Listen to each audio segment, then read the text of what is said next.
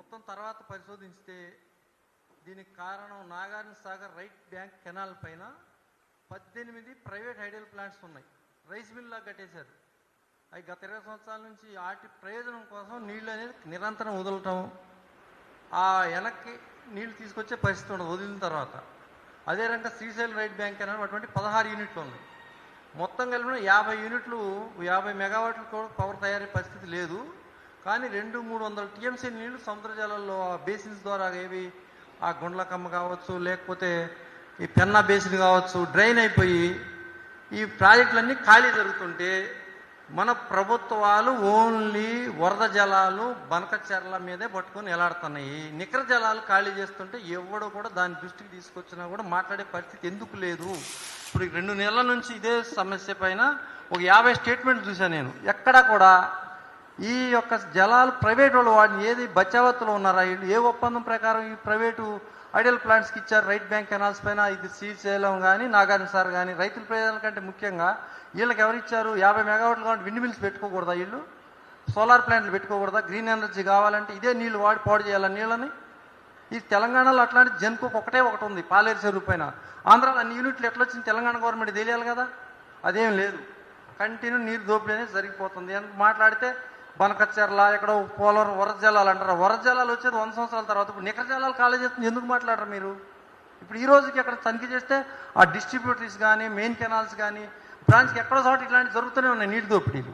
ఇది ఎక్కడ రైతుల కోసం జరిగితే ఎవడో మాట్లాడు. ఈ ప్రైవేట్ పవర్ ప్లాంట్స్ కోసం తీసుకోవడం అనేది 100% వాళ్ళ మీద క్రిమినల్ యాక్షన్ తీసుకోవాలి.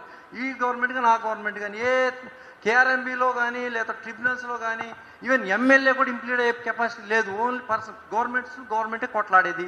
అక్కడ ఎట్లా మన బాధలు చెప్పుకోవాలి? ట్రిబ్యునల్స్లో ఒక ఎన్జీటీకి ఉంది, ఎన్జీటీకి వెళ్తున్నారు. ఎన్జీటీకి వెళ్తే ఏం ఉపయోగం, ఏం ప్రయోజనం? ఎన్జీటీ యాప్లెస్. ఇక్కడ గవర్నమెంట్లు చేయలేని ఎన్జీటీ చేస్తుందా? ఎన్జీటీలు ఎందుకు గవర్నమెంట్, 2 గవర్నమెంట్ ఎందుకు పట్టించుకో? ఈ నీళ్లను లూటీ జరిగి హైదరాబాద్ నీళ్ల కరువు, ఈ బోరు బావులు ఎండిపోయినాయి, ట్యాంకర్లు తిరుగుతున్నాయి రాసుకుంటామే తప్ప. ఇది ఒకటి సమస్య. ఇట్లానే రెండో సమస్య టోల్ రోడ్స్. ఈ టోల్ రోడ్స్ అనేది hell created hell on the roads.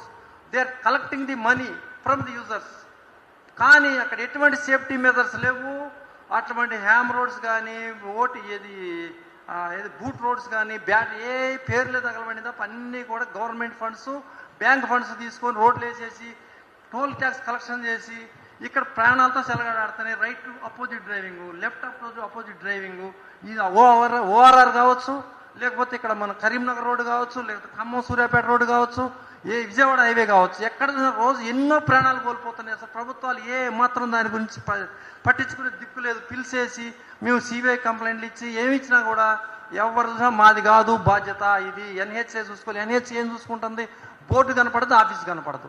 ఇక్కడ ప్రజలు చూస్తే సచ్చిన తర్వాత ట్రామా కేర్లోకి వెళ్ళి లక్షలు తగలబెట్టుకొని హాస్పిటల్ పాలయ్యి ప్రాణాలు కోల్పోయి ఉంటున్నారు. ఏంటి సేఫ్టీ తీసుకోవాలి కదా, టోల్ కలెక్షన్ చేయండి. ఏమి నథింగ్. సిన్స్ 20 years ఇదే జరుగుతుంది. ఇంకా కొత్త రోడ్లు హ్యామ్ రోడ్లు అన్నారు.